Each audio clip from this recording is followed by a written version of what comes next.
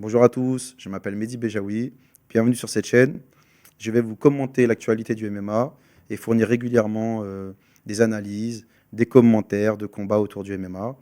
Là, pour le coup, nous nous retrouvons pour le dernier combat qui a eu lieu entre Jordan Zebo et Baysangour Shamsudinov à l'ARES à Strasbourg. J'ai été l'entraîneur des deux combattants.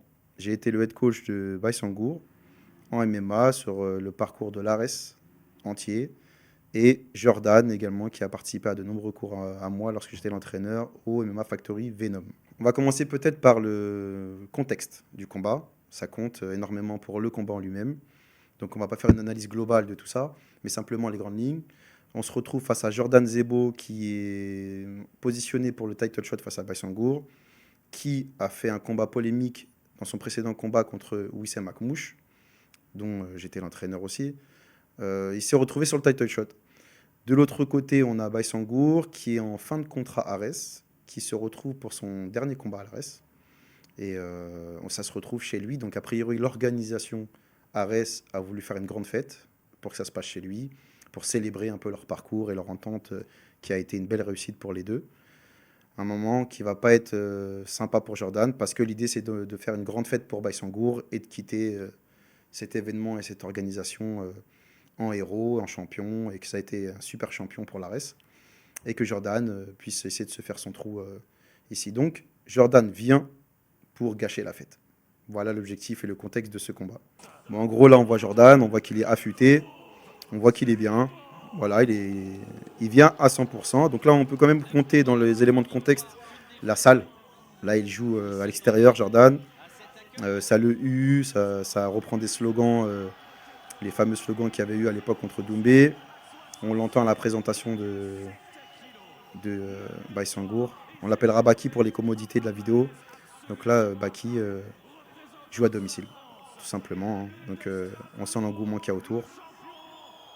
Voilà, on peut entendre que les gens sont totalement contents. Alors quand on le regarde comme ça, Baysangour, il garde l'attitude habituelle. Là, on peut voir son début de combat. Donc on peut noter que Baysangour a été agressif tout de suite et débite sur l'anglaise. Il laisse pas respirer du tout. Alors Jordan essaie de prendre un peu de distance pour essayer d'envoyer les jambes, pour le tenir à distance. On voit que malheureusement ça marche pas du tout. Et là, il a été très touché au corps. Là, on pourrait dire que là, le scénario classique, les pronostics sont respectés. En fait, il déroule. Il y a pas de séquence dans laquelle Jordan arrive à installer un jeu sur les jambes pour tenir un peu à distance et fatiguer un peu Baysangour. Baysangour, le cadre, veut taper fort. Où là, c'était une très belle séquence. Pour ceux qui connaissent, pour les amateurs d'MMA, Jordan a eu un super timing sur le crochet gauche. Et Baysangour, par réflexe pur, a défendu pendant le crochet gauche. Donc ça, c'était très beau techniquement à voir. Et ça annonce aussi euh, que Jordan n'a pas de solution. Voilà, il a essayé de boxer, de subir la boxe et de tenir la distance avec les jambes, ça ne fonctionne pas. Il a été au feu en essayant d'aller en lutte. Malheureusement, ça ne fonctionne pas. Là, une deuxième fois, il a tenu et malheureusement, là encore, c'est un échec. Donc, Jordan accumule de l'échec et les jambes ne touchent pas vraiment. Donc, pour l'instant, c'est un contrôle parfait, c'est un cadrage et la distance est cassée à chaque fois. Donc, ça va être compliqué a priori pour Jordan. Il peut pas, les échanges debout se passent plutôt mal. Le travail de distance se passe plutôt mal. Jordan n'a pas de solution. Et Baysangour, là encore, une troisième tentative. Donc vraiment, là, c'est terrible. Ça veut dire que là, on n'a pas de solution pour lui. Voilà. Si tu es dans le coin actuellement, tu peux que te dire que bah, ça se déroule comme prévu, quoi. Donc, du côté de Baysangour, fin de premier round, là, ce qui est intéressant, c'est l'inter-round. Et c'est ce que je disais dans une intervention sur un podcast précédent que je vous invite à aller voir pour un nouveau podcast qui est lancé, qui s'appelle Fight Corner, que je salue. On parlait justement de ce moment-là des interrounds et ça m'intéressait beaucoup dans ce combat-là, c'était les interrounds. Et ça, c'était un sujet qui était très intéressant et très important. Le premier round, ce qui s'est passé, on a vu les pronostics qui se sont déroulés comme prévu. C'est-à-dire, Bassangour l'a étouffé, a été très fort sur lui. Jordan n'a aucune solution en boxe, n'a aucune solution en lutte. Et a priori, le sort en est jeté et Jordan ne va pas s'en sortir. On pourrait se dire à l'interround que Baysangour a les clés du combat. Jordan, a priori dans le coin, il n'y a pas grand-chose à dire, à part survie. Donc, cette minute-là, vu la physionomie du deuxième round qu'on va regarder, Il n'y a pas de grande consigne qui a été donnée. Jordan, je pense qu'on l'a simplement dit, c'est de débiter un peu plus sur la distance, parce que sinon tu vas pas assumer le combat en entier. Donc on va lancer le deuxième pour voir. Mais a priori, la minute de repos, Baïsangour tient le bon bout, on lui dit juste déroule. Et Jordan, on a dû lui dire, essaye de combler cette histoire de distance. Travaille un peu plus sur les jambes, parce que là, pour l'instant, tu te fais étouffer, quoi. Donc c'est reparti, Baïsangour compte encore sur la pression. La distance reste la même. Donc là, on voit le premier middle. Voilà. Là, il essaye de l'envoyer. Donc on voit que la consigne, ça a été de débiter un peu plus. Deuxième middle. Troisième middle. Là, il a dû la sentir passer, mais il continue à garder la pression. Donc il continue à jouer la distance. Et Baïsangour continue à essayer de casser cette distance. C'est une des clés du combat, hein, bien sûr. Quatrième middle. Baïsangour, pourquoi il l'amène? Je pense, c'est parce qu'il a senti les trois passer. Et puis il saisit l'opportunité. Donc on va voir comment ça se passe pour les maintiens au sol. Donc là, on voit une position demi-garde. On voit Jordan sort les fesses, essaie de recomposer. Donc là, on se retrouve en croix. Et là, on voit qu'une tentative d'Americana de Baïsangour. Ça fait réagir, surréagir Jordan, qui se remet sur les genoux. Alors, on peut se poser la question de l'Americana, est-ce que c'est un bon choix ou pas? J'aurais préféré un contrôle plutôt qu'une tentative. Cette partie-là est intéressante. Il n'y a pas de contrôle sur le fait de l'empêcher d'aller contre la cage. Du coup, ça crée une sortie pour Jordan. Là, il y a peut-être un souci de contrôle pour Baïsangour pour faire durer le combat au sol. Mais a priori pour lui, la logique c'est de se dire finalement c'est pas très grave puisque debout ça se passe plutôt bien. Bon, donc Jordan il subit ça plutôt comme un échec et pas une victoire le fait de s'être relevé. C'est plus j'ai échappé au pire et faut que j'y retourne. Au moins c'est mieux que d'être en dessous. Il retente une tentative qui à nouveau échoue. Donc là on constate que c'est compliqué. Il arrive à s'en ressortir. Donc c'est basique, hein, d'accord, c'est relevé classique. Ça fatigue, ça fatigue. Donc c'est encore de l'échec accumulé. Fin de deuxième round, le plan se déroule comme prévu. A priori, Baïsangour tient le combat. Alors là, on peut maintenant parler de ce qui s'est dit comme consigne sur cette fin de deuxième round. C'est une physionomie qui est un petit peu différente. C'est d'abord une pression qui était forte sur le premier round avec une domination totale. La deuxième, on a vu des séquences différentes, c'est les amener au sol. Alors là, on a eu le dernier compartiment. Ce dernier compartiment n'a pas vraiment été exploité par Baïsangour. Ça a été peut-être une des clés du combat a posteriori, c'est facile de le dire. Mais je pense que ça a été un des problèmes qui a été rencontré. Ça a rejoint un petit peu ce qui s'était passé avec Doumbé. C'est que le combat n'a pas assez duré au sol. Et je pense que sur ce round-là qui vient de passer, le combat aurait pu se terminer. Ça aurait été ce qu'on avait fait avec un combattant qui s'appelle Alexander, brésilien, à l'ARES. Je vous invite à aller voir ce combat-là, à l'ARES avec Baïsangour. Et on avait travaillé justement ces positions-là pour que le combat se termine. Ça aurait pu être un scénario qui se reproduit, clairement, sur cette situation-là. Après, il y a eu un choix de soumission qui s'est présenté à lui. Là, c'est plutôt de l'opportunisme. Moi, j'aurais favorisé le contrôle. On se retrouve après à se relever. Et je me dis que Baïsangour a dû se dire, bon, c'est pas très grave. Dans le coin de Baïsangour, on doit voir que ça se passe bien et qu'il déroule. Et dans le coin de Jordan, on doit se dire qu'il n'y a pas de solution. Ça doit être compliqué pour le coin à Jordan de se dire je vais te donner une clé de lecture pour que tu entames le troisième avec des solutions. Parce que clairement, il n'y en a pas. Il n'y a pas de route. Les middle que tu as mis, ils étaient bons. Je dirais que c'est un indice. Ça a fait surréagir à Baïsangour pour l'obliger à aller en lutte. Mais c'est pas un game plan. C'est pas un game plan de dire. On peut juste dire continue à sabrer. Mais il faut encaisser la tempête qui va suivre. Donc, pas trop de solutions pour Jordan à cet interround. Et Baïsangour, on peut que dire que continue, tout simplement. Là, tu tiens la bonne chose. Donc, le troisième round va être déterminant. On va regarder un petit peu ce qui s'y passe. Donc, là, on voit encore que Baïsangour tient le même scénario. Donc, a priori, il n'y a pas de consigne particulière. Jordan, sur cette première tentative d'high kick, ça a été aussi une manière peut-être de dire recule. Là, on voit qu'il est prêt à rester sur place, Jordan, et à moins tourner. Voilà, il va envoyer. Pareil, c'est exploité par Baïsangour. Mais il n'y a pas vraiment de dégâts en réalité sur l'anglaise. Et je pense que Jordan, il se dit qu'en fait, bah, ça va. Voilà. Il subit, mais ça va. Et il ne se fait pas toucher. Bon, alors là, on a une amenée au sol, croix. Sur cette amenée, on pourrait voir aussi que c'était plutôt facile pour Baïsangour, là, cette amenée. On est dans le même scénario que tout à l'heure. Croix, perte de contrôle de cette croix. Et gros middle intérieur, enfin gros jambe avant à la sortie, compliqué, encore sur le travail sur la jambe avant. Jordan avance, Baïsangour a dû encore subir, je pense, les coups sur les jambes. Ça le pousse vers la lutte. Donc je dirais pour les observateurs du coin, à Jordan, que les coups ont fait réagir Baïsangour vers la lutte. Cette sortie de coude est pas mal, mais ça ne change pas grand-chose. Baïsangour qui essaye quand même de garder l'attitude. On voit dans ce round-là clairement que Jordan déroule en bas et que ça paye.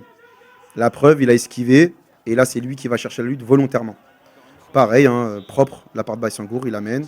Et Jordan, qui insiste encore et toujours pour se lever, de manière mécanique, de manière résiliente. Hein, il prend beaucoup de coups, il se fait beaucoup dominer, mais il s'oblige à se lever pour que le combat dure. C'est comme s'il se donne sa chance, quoi. Jordan, c'est ce qu'on peut aimer dans ce combat. C'est que ça se passe mal, mais je me donne ma chance, quoi. Je vais quand même me relever, je vais quand même continuer. Là, il y a une grosse amenée de Baïsangour qui va être encore fatigante, mais Jordan, par réflexe,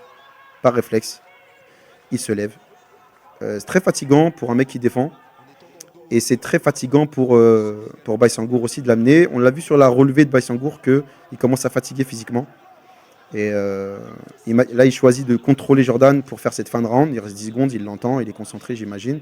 Et pour Jordan, c'est un round qui est bien différent. On voit qu'ils sont fatigués, mais je dirais que Jordan, là, sur la psychologie du combat, sur cette minute de repos, le coin de Jordan a des éléments à exploiter. Baïsangour accumule de la fatigue. Il prend plein pot sur la jambe avant, qui, on l'a su plus tard, était blessé. On a vu que les saisies et les amenées ont pu être exploitées par Jordan. Hein. Il a pu se lever à chaque fois, donc ça veut dire qu'il n'y a pas un réel danger, et ça accumule beaucoup de fatigue pour celui qui amène. Donc a priori, dans le coin à Jordan, il y a des éléments, déjà, une graine d'un plan qui peut fonctionner. Il y a une lumière qui s'en trouve, on va dire. Ça ne le donne toujours pas gagnant, il se fait toujours dominer, mais on sent que la pression est moins forte. Et quand tu es combattant expérimenté, tu ressens ça. Tu ressens que la pression elle est moins forte, que les coups sont moins durs, que les temps de réaction sont peut-être un peu plus longs. Tu arrives à ressentir comme ça cette fatigue physique. Et là, pour le coup, sur ce round-là, même si on le donne clairement encore à Baïsangour, hein, il y a 3-0, la physionomie du combat est en train de changer sur ce round-là particulier. On sent que Jordan passe dans la mentalité, passe devant. Il se donne sa chance. 4e round. Alors là, c'est les 2 derniers. Baïsangour, il doit dérouler. Il lui reste 2 rounds. Il a pris les 3 premiers. Faut pas oublier qu'il joue à domicile. Donc il y a toujours ce travail sur la jambe avant qui paye pour Jordan. On voit que Jordan ne recule pas. Donc ça va dans le sens de ce que je disais juste avant. Psychologiquement, Jordan a pris. Et là, il vient conquérant sur ce round. Et là, c'est le tournant pour moi du combat. Là, pour moi, il se passe un moment très important du combat. C'est pour moi le tournant du combat. C'est juste avant, on a vu que Jordan ne reculait plus. Parce qu'il a senti en fin de round qu'il passait devant physiquement. Il recommence son travail sur la jambe avant. Il avance. Il ne cède plus de terrain. Et il se retrouve à aller au duel en boxe. Ce qui ne passait pas depuis 3 rounds. Il n'a jamais pu dérouler de la boxe. Là, il se permet d'essayer. Et il va se passer un moment très important ici. C'est le coude avant de Jordan que je vous demande d'observer sur la réaction de Baïsangour. Vous allez voir quelque chose d'intéressant. C'est que Baïsangour se touche régulièrement le nez. Comme en boxe, quand on voit quelqu'un qui s'est fait casser le nez. Alors, je ne pense pas qu'il soit, on a vu les photos après, il n'était pas cassé. Mais vous allez voir qu'après ce coup, ça va amener à la séquence du KO, que vous avez déjà vu. Mais on va voir que Baïsangour se tient beaucoup le nez. Ça a été un coup plein pot. Pourquoi ? Parce que depuis le début, quand Jordan essayait de rendre Baïsangour rentrer en lutte, donc je pense qu'il a intériorisé Jordan et que ça n'a pas été une consigne, ça a été vraiment, il l'a fait instinctivement. Mais du coup, quand Jordan a rendu, Baïsangour rentre en lutte et Jordan a mis un coude à ce moment-là. Donc il s'est empalé sur le coude. Et on va voir qu'il va être un peu sonné, Baïsangour, il va avoir un temps de latence que vous allez voir juste maintenant. Juste après, quand il va prendre le coup de coude, ça va le faire réagir. Et ensuite, vous allez voir un moment quand il va coller Jordan, il va être un peu comme ça avec un moment de vide. Et c'est un moment très important ce moment-là. C'est maintenant. Regardez, bras avant, paf. Là, il se touche le nez. Il va essayer de rentrer. Et là, regardez ce moment-là. Vous voyez, moment de vide là. Ça veut dire que le coup était très dur. Et là, il recule. Il se touche le nez une fois. Jordan avance. Et bien le crochet. Mais on sent qu'il ne bouge plus. C'est-à-dire qu'il se touche le nez 2 fois. Jordan, il avance. Il sent qu'il a touché 3 fois. Voilà, là, il y a eu quelque chose. Il s'est passé quelque chose. Là, on sent que c'est Jordan qui attaque. Et là, 5 fois, ça fait qu'il se touche le nez. On sent que là, ça a changé. Une pointe qui est passée, on sent que c'est changé. Ça y est, le combat, c'est plus le même. Coup de coude qui passe. On n'est plus dans la même physionomie du tout. L'attitude n'a plus rien à voir. Là, c'est Jordan qui avance. Là, ça devient compliqué. On n'est plus dans le même combat, là. Là, ça passe. Ça réveille un peu. C'était une belle sortie pourtant. Ça le touche. Et puis après, la séquence que vous avez tous vue, qu'il n'y a pas besoin de commenter particulièrement. C'est joli de faire cette jambe avant. Techniquement parlant, c'est joli d'envoyer un high kick jambe avant pour les gens qui apprécient la boxe. C'est bien fait. Euh, le chaos est terrible. J'apprécie le respect, bien sûr, qu'il y a eu de la part de Jordan à ce moment-là. Parce que bah là, c'est le respect des sportifs entre eux. Ils savent comment c'est dur de sacrifier de sa personne pour se retrouver dans l'octogone. Donc j'ai aimé l'attitude de Jordan, bien entendu. Elle était très, très, très noble. On peut presque dire qu'il ne célèbre pas sa victoire, hein. Là, on peut voir, il est juste très heureux et il intériorise beaucoup. Tout le monde est content. Ça met un froid, bien entendu, dans la salle, hein, c'est terrible. Regardez, il est reconnaissant pour son staff. Baïsangour, c'est un moment difficile. C'est un moment difficile pour lui. Moi, ça me touche particulièrement parce que il partait en champion. Et il a fait un travail sans faute sur les premiers rounds. Franchement, il n'y avait rien à dire. Il tenait vraiment le combat dans ses mains. Euh, c'est vraiment. Là, c'est du MMA, quoi. Voilà. Là, c'est du MMA. C'est des choses qui arrivent dans des combats, hein. On pense à Ousmane qui tenait le combat et qui a perdu avec un high kick de Leon Edwards. Bien sûr, ça rappelle forcément ça. Ça n'enlève rien au travail qui a été fait, bien entendu. Il a fait un super travail, il dominait ce combat. Et Jordan, dans les probabilités, il y avait une chance sur 100 et puis il l'a prise, il l'a saisie. Il a su, euh, il a su être résilient. Vraiment, là, c'est le travail. C'est le travail, la résilience qui a payé. Ça, c'est joli. Après, bien sûr, il y a tout le discours qui va avec. C'est-à-dire, là, moi, je suis mitigé sur ça. Tu t'excuses pas de gagner. Parce qu'à la base, tu étais venu pour te faire éteindre. Donc, non, c'est du sport. Et quand on est combattant, on sait très bien que ça peut arriver. C'est pas facile, bien sûr. Mais il y a un gagnant et un perdant, forcément, toujours. Et quand tu gagnes et que tu es champion, il faut que tu aies l'attitude qui va avec. Je trouve que là, Jordan devrait vivre sa victoire et ne pas s'excuser et partager des valeurs qu'il a, parce que c'est un très bon garçon, et Baïsangour aussi. On a vu encore que Baïsangour se tient le nez, donc à voir sur le certificat médical s'il y a quelque chose. Mais c'est un beau combat des MMA en fait. Voilà, c'est entre deux bons gars et ils se respectent. Alors là, on peut apprécier la fin de combat. Moi, personnellement, j'ai beaucoup apprécié l'échange qu'il y a eu entre eux et la réaction qu'il y a eu entre eux.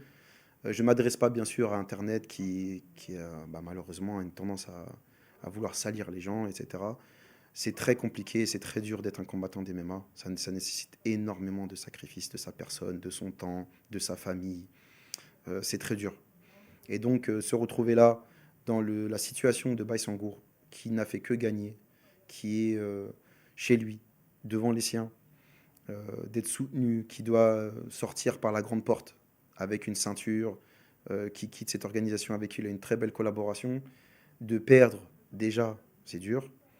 Ensuite, de perdre contre Jordan, c'est dur, parce qu'il y a eu les propos qu'il y a eu avant, et ces propos étaient avérés. On peut attester que dans la salle, à la salle, c'est ce que j'expliquais dans un podcast précédent, à la salle, les profils comme Jordan sont beaucoup moins bons que dans la réalité.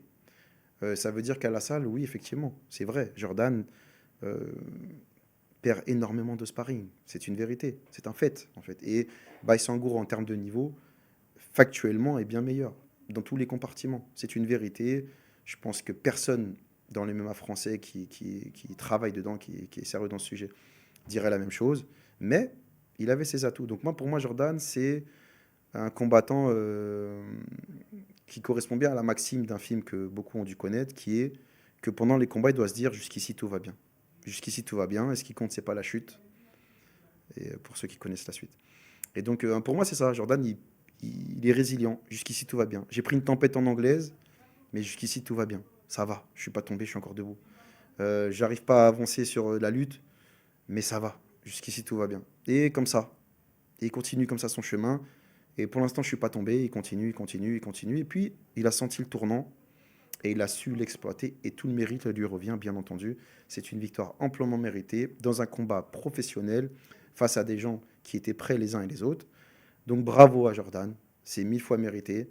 J'ai, pour l'anecdote, dit un truc qui était drôle, c'était que tu avais une chance qui était infime. C'était sur des coups qui étaient comme ça un petit peu imprévisibles, c'est un peu ta marque de fabrique, tu vois. Tu es un peu déstructuré. Et pour le coup, ça t'a servi. Ça a permis d'exploiter ce moment-là. Donc bravo, c'est une très belle victoire.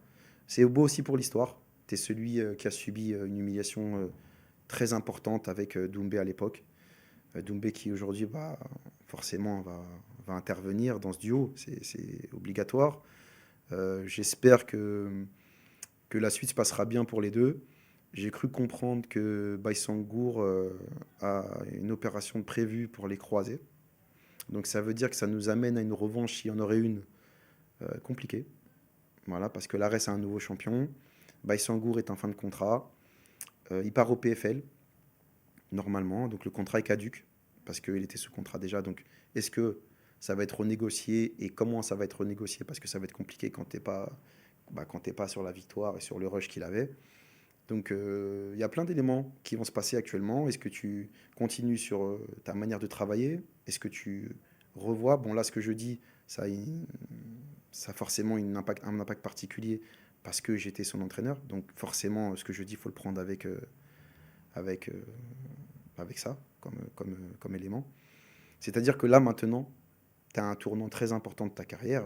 Donc c'est très important de faire les bons choix. Il faut prendre le temps. Il faut prendre le temps parce que ça c'est un choc qui est très difficile. Alors, ce qui est bien, c'est qu'il est soutenu, son clan, sa famille sont proches de lui. La communauté tchétchène à Strasbourg est nombreuse. Donc, a priori, je pense que ça se passera bien pour l'accompagner. Et ce qui est arrivé est arrivé. Ce qui doit arriver arrive, donc c'est le cas. Jordan, bravo.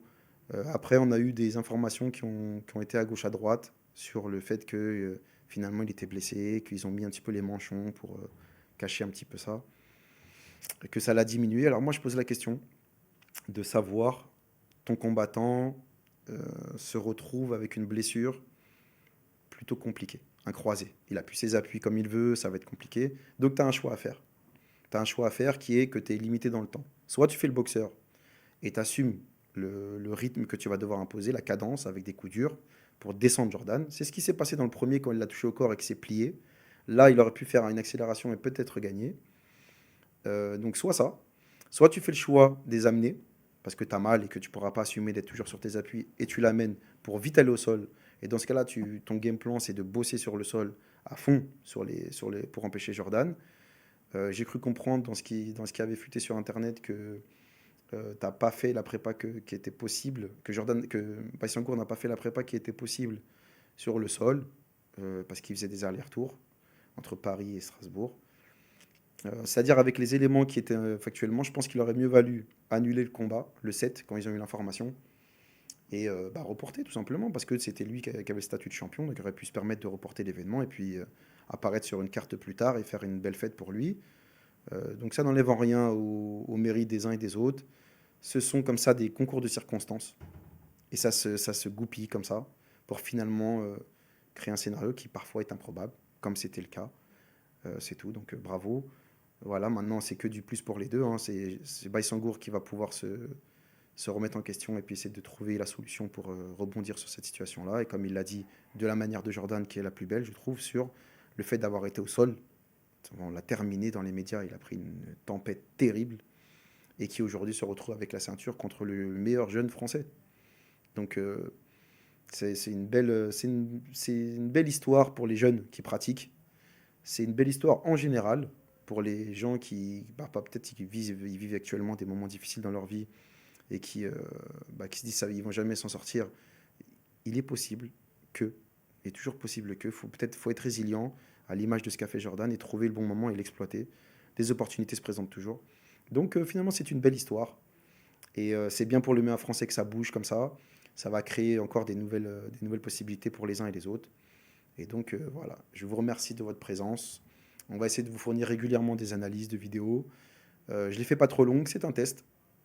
Si vous voulez plus d'éléments techniques, bien sûr, je peux passer beaucoup plus de temps sur chaque phase de combat. Si vous voulez que je vous parle d'un peu plus des à côté, dites-le moi en commentaire. S'il vous plaît, soyez bienveillants. Le but pour moi, c'est de vous partager de l'intérieur le MMA. Donc l'intérêt, c'est d'avoir un petit peu des grilles de lecture pour vous et que ça soit moins comme ça à l'émotion. Voilà. C'est bien, ce sont deux combattants formidables. Bravo à eux. Très beau spectacle pour le MMA français. En avant.